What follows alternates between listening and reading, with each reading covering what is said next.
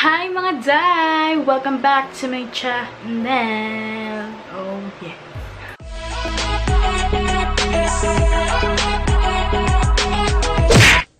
So ayan nga po no, at medyo mahina ating boses kasi medyo wala akong energy ngayon at syempre yung gagawin nating video ngayon is medyo pabebe lang. At yun nga po, tama po kayo, mag-makeup po ako today. And may nakita kong video which is kay Nikkie Tutorials and gusto ko siyang gayahin. Actually, nagawa ko na siya dati. Lalagay ko na lang siya dito or dito kung saan man.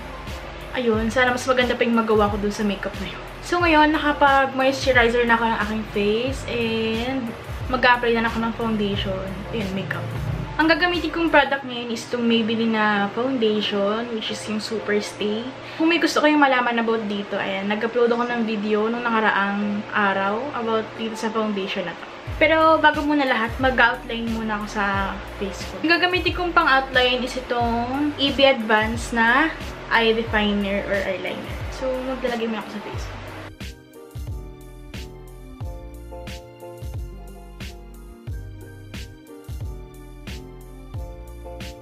So, itong part lang yung nalagyan natin ng foundation. And then ito, the rest wala. So, bare face lang yung the rest na makeup natin dito sa part na to. So, ayan, maglalagay ako dito ng konting foundation. Siguro mga half pump lang. Ayan. Since yun nga, medyo malitan naman na part yung lalagyan natin ng foundation. And maglalagay ako ng itong concealer nito which is from Peripera. Concealer to actually. Pero masyado kasi siyang light sa akin. Kaya yan. Ipag-combine natin silang dalawa. Ito yung itsura niya. So, ipag-combine ko lang and ilalagay ko siya sa aking face.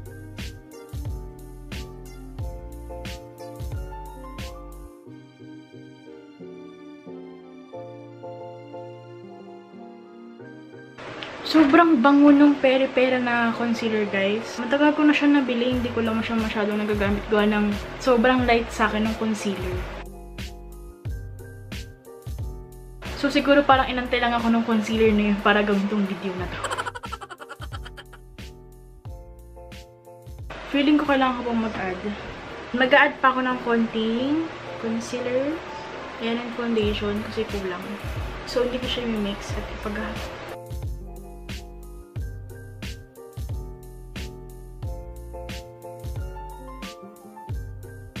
Ayan, zinom ko siya ng konti guys para mas makita nyo ng malapitan.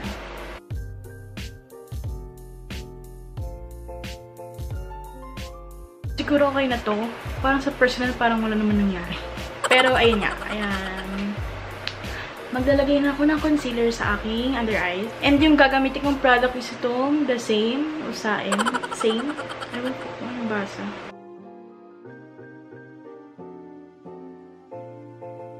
And lagyan natin ng konting itong ink na concealer. Yung ginamit ko kanina sa foundation.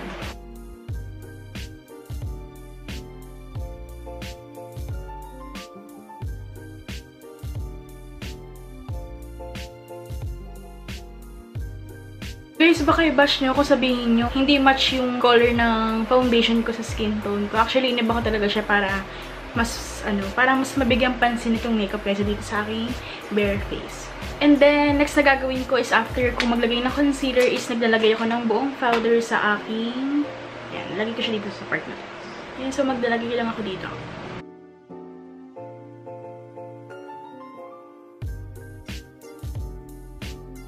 And then, next na aking gagawin is maglalagay ako ng eyeshadow sa mata ko malamang. Yung iba kasi inuuna nila maglagay ng eyeshadow kaysa sa foundation. Well, sa akin naman, hindi ko naman siya inuuna dahil naglalagay ako ng powder dito. Para yun, in case na may mag-fallouts na powder galing sa eyeshadow ko. So, ito yung ginagamit kong eye palette which is itong Beauty Glazed. Ayan. Sobrang ganda at sobrang pigmented nito guys. And around 800 or 900 ko ata siya nabili. And so, lalagyan ko muna ng brown eyeshadow itong aking face para, ayan.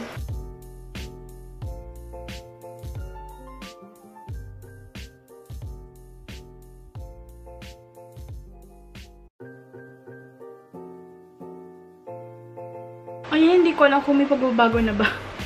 Pero, feeling ko meron naman. Ayan. So, tatry ko na lang siyang i-zoom ulit. Yung pang malakasan. So, ang gagawin natin ngayong eye makeup is Roy G Bead. Yung red, yellow. Parang sa LGBTQ. AN++. Basta. So, ayan. Sa mga friends kong LGBT, yun, I support you. Mwah, chup-chup. So, gamitin ko itong aking pinakamaliit na eyeshadow brush. And syempre, unahin natin yung color red. Kasi, di ba, Roy G Bead. So, dito po sa part na to, medyo bobo ako, no? Kasi, nauna pa yung yellow sa orange. Kaya nga Roy G Bead eh. Pero, ayun. Share ko na rin kasi sayang naman yung video.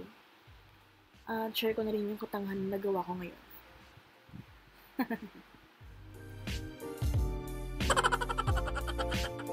So yun guys, ngayon ko lang na-realize na baligtad pala yung eyeshadow ko. Ayan girl, tagbura ka tuloy. Kung ano kasi ginagawa mo.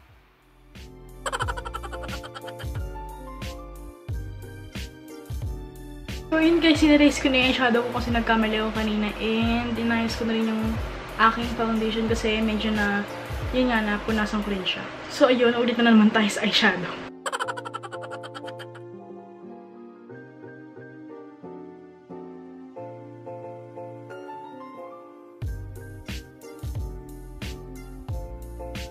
Ayan, so inantayan ko na lang yung pag-apply ng red kasi parang hindi kasya dito yung buong color na yun.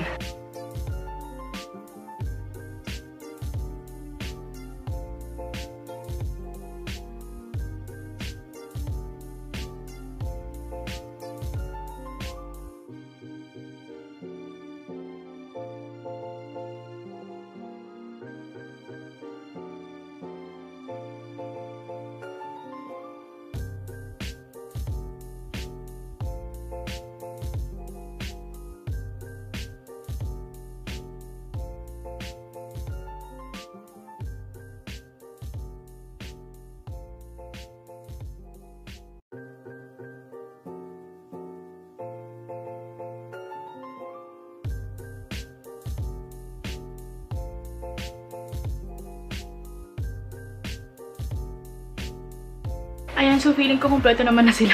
I-blend ko na lang yan isa-isa. And linisin ko muna itong brush na ito kasi isa lang yung maliit kong brush.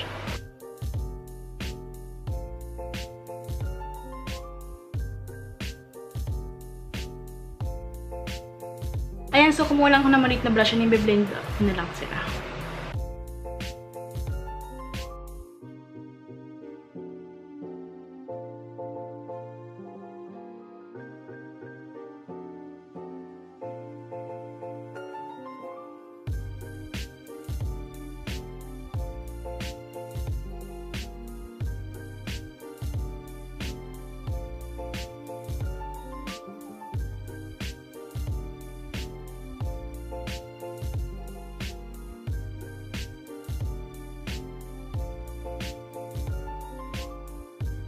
Ayan, so medyo tapos na ako sa eyeshadow makeup ko and magpaproceed na ako sa aking eyeliner, eyelashes, at kung ano man. So feeling ko okay naman na siguro itong eyeshadow makeup natin. And i-blend ko na siya mamaya. Uulitin ko na itong ginamit ko na eyeliner kasi hindi ako masyadong marunong. Kaya minsan napapansin nyo hindi ako masyadong nag-eyeliner pag nag-makeup ako sa face mo.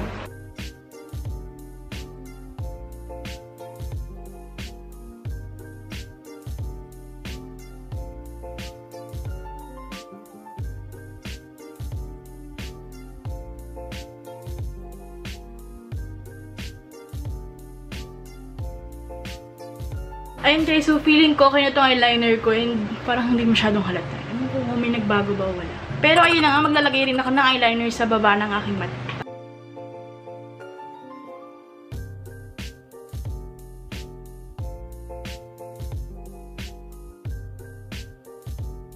Ayan, so nakapaglagay na rin ako na eyeliner sa baba and ayun. So ang ating next na ilalagay is yung falsies. And yung falsies na gagamitin ko is itong red cherry na eyelashes. Ayan.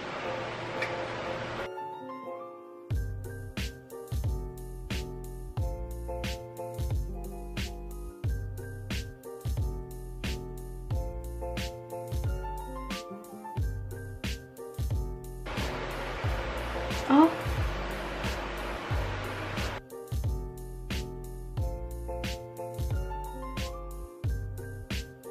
Guys, sorry, hindi bagay yung eyelashes. Tanggalin na natin. Kasi natakpan niya lang yung eyeshadow ko. And ayun, magmamaskara na lang ang total mahaba naman yung eyelashes ko.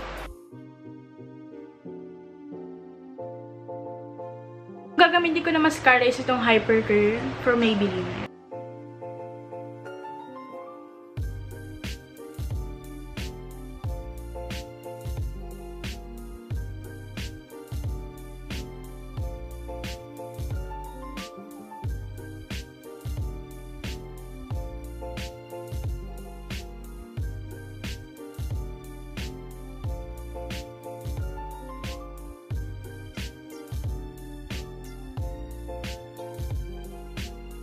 And magko-contour lang ako na para nag-full face makeup ako.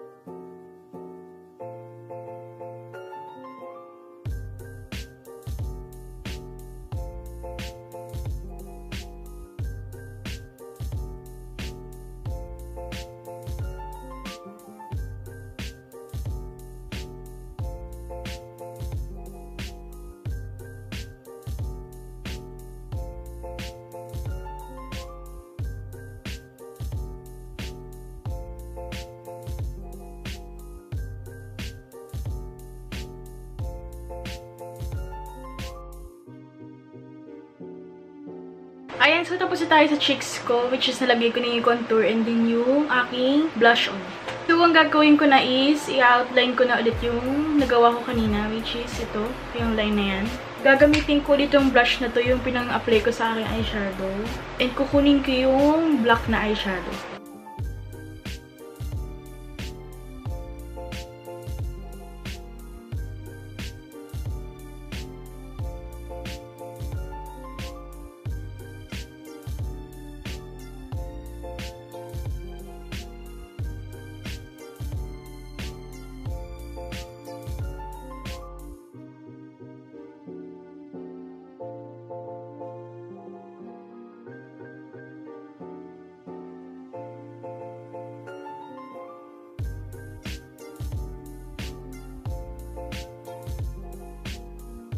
So yun guys, kung medyo napapansin nyo na nanginginig ng kamay ko kasi nagugutom na ako. Ayun, hindi pa ako makain.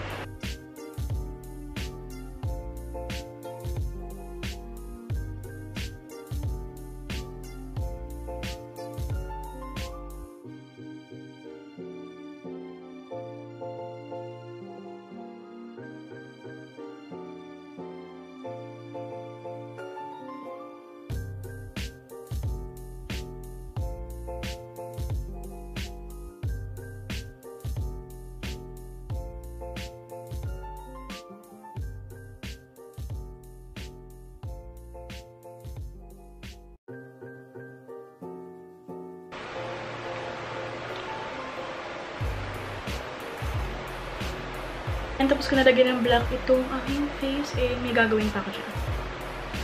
So, hindi pa tayo tapos. Kuha ako ng medyo round na brush, and ito, pwede na siguro to. At maglalagay ako ng brown. Tapos yun, kakalat ko para mas mukhang 3D.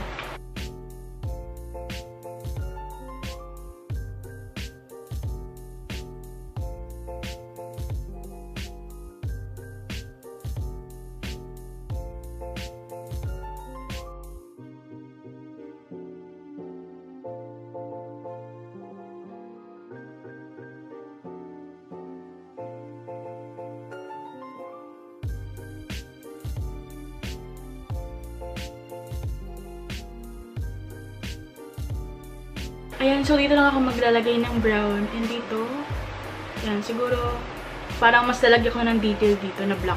after ko lagyan ng brown to and lalagay pa ako ng light, mas light pang brown dito sa baba.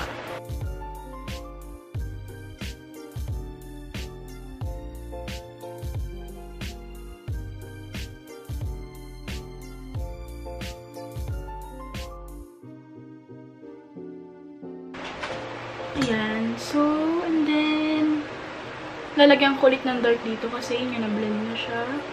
So, dadagdagan ko na lang ulit.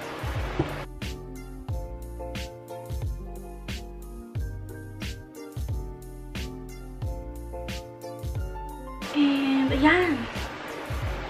So, feeling ko mukha naman na siyang 3D.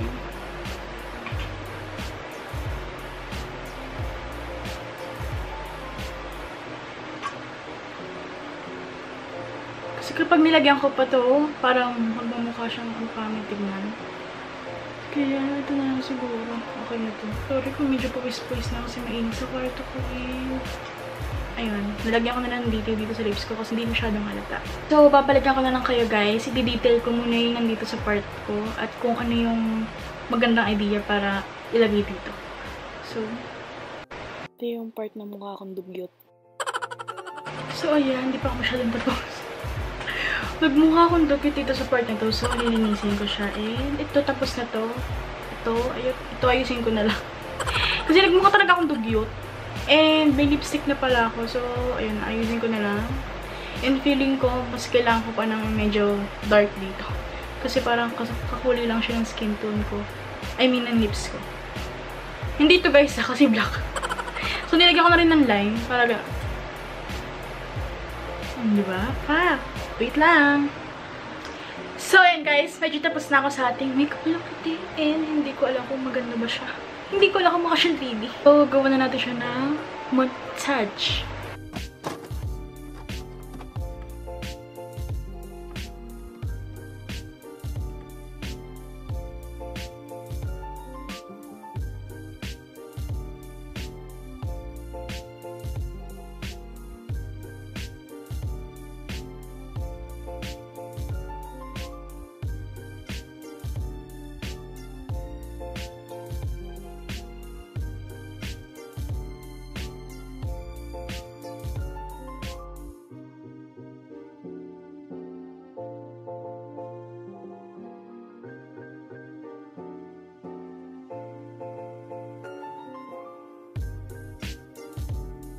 So, ayan guys, thank you for watching. Sana may matunan kayo and feeling ko hindi ako nag-succeed dito.